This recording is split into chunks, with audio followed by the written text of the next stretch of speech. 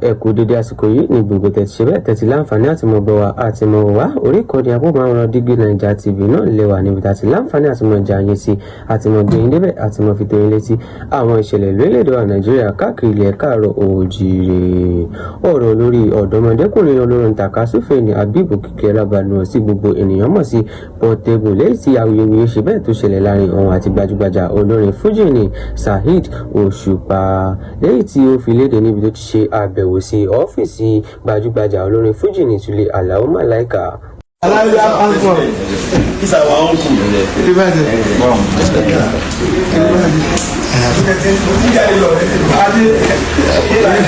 Aláyé ni mo bọ́ bù.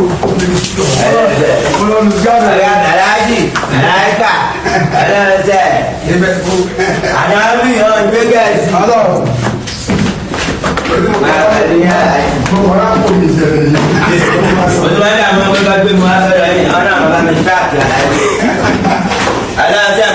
Malaika. Ika Afrika, Malaika. ẹ̀gbọ́n ṣe lóòótọ́ ni Sule Alao Malaika ti ní kó lọ bẹ̀ Saheed Osupa gẹ́gẹ́ bó ti ṣe fìlédè níbi tó ti ṣe àbẹ̀wò sí ọ́fíìsì rẹ̀ ní kété tó jáde ní ọgbà ẹ̀wọ̀n. ó jẹ́ kó di mímọ̀ pé Saheed Osupa ti dáríjì òun wò. Yóò máa pẹ̀lú dájú mi ọ́fíìsì alájí mo wà tó bá bí o lè débi. Débi kẹ̀ ọ́ ní sílẹ̀kùn fún ẹ. Lọ́wọ́ wọn dáná wọ́n ní pé ilẹ̀kùn tó máa ṣí fún mi ilẹ̀kùn àánú àyè mọ ẹ̀jẹ̀ dé nì. Mo lọ sí ọlọ́lọ́jọ́ mi mo lọ sẹ́wọ̀n ní mo ti dé wọ́n ní kí mo lo àtọ̀tún ní di dábì mo Saheed Osupa ó ti dárí kí mi. Ọkọ ni mo sáyìn ni o mo bá mi bá lọ kóòtù lọ bá jọ ń gbé mo lọ sóò lọ́jọ́ kóòtù ládájọ́ bá jọ ń gbé wọ́n wí kí mo lò ní ìlànà ó jẹjẹ lẹ́nì ó tó jẹ mẹ́ta wọ́n ní kí wá kí Malaika ó pé mo bá wà láàmú kódà ẹ wò kò sáyẹn tí ó kọjá wọn náà ń jáwó bẹ̀ wọ̀ bá mi yóò ṣe wà láàmú owó mo wá báyìí mo fẹ́ máa gbọ́ bá a tí mo ní wọ́n fi wówó God bless you sir. God bless you.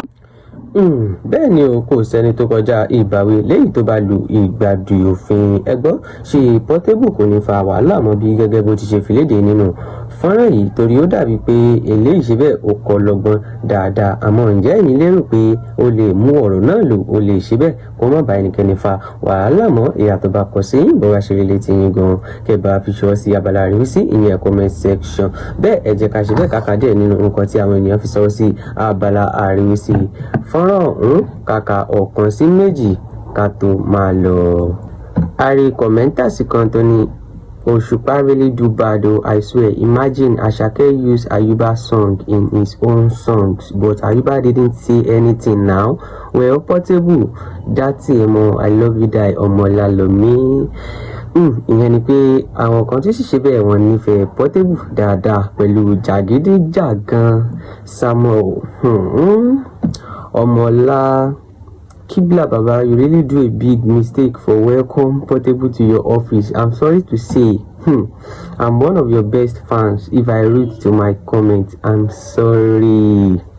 Portable, ó bá gbìyànjú kó ṣe pẹ̀lẹ́pẹ̀lẹ́. Òun náà lẹ́gbọ́n tí arákùnrin sọ pé Alao Malaika ṣe àṣìṣe ńlá pẹ̀lú bó ti ṣe gba Portable lálejò ní ọ́fíìsì rẹ̀. Ṣé Portable wá ṣe yan dáadáa ni àbí kí ni arákùnrin gbìyànjú láti sọ. a tún rí kọ̀mẹ́ntàsì kan tó ní you know say as Portable enter baba dey point to the TV to the TV make them on am so anybody no go bargain without permission.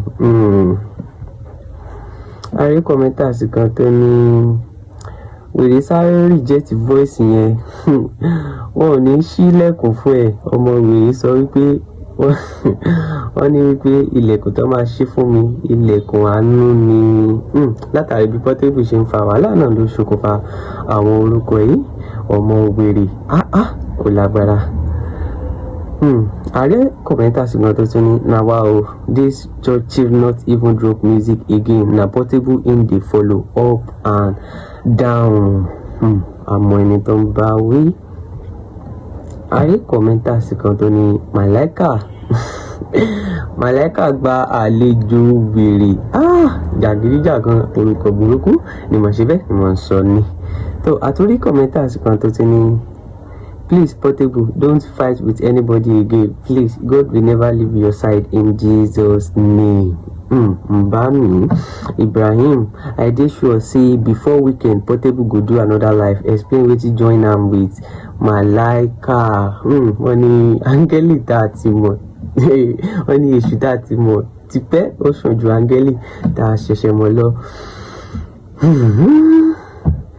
Àtúrí another commenters tó ní gbèrè olórin pẹ̀lú fine bara na 5 and 6 ẹnu ṣàǹkún Portable lọ́tún ló sì ṣe lórí jàgídíjàgan ọ̀hún náà. Àtúrí another commenters tó náà tún fi léde pé Portable is just a free guy I think I understand his kind of person now. Oríṣiríṣi àní òkùnkọ̀ sí kálukú ìyàtọ̀ bá kọ sí kálukú náà ni ó ṣokùnfà èsì tí a fi kalẹ̀ sí abala àríwísí fọ́nrán.